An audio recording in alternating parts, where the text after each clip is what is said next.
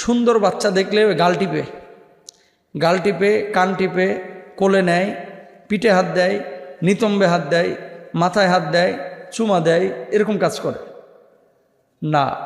বাচ্চা কাচ্চা যখন দেখবেন খুশি হবেন এবং তাকে বলবেন মাশা আল্লাহ। মাশা আল্লাহ যখন বলবেন যে আল্লাহ তাআলা যা চেয়েছে তেমনটাই হয়েছে।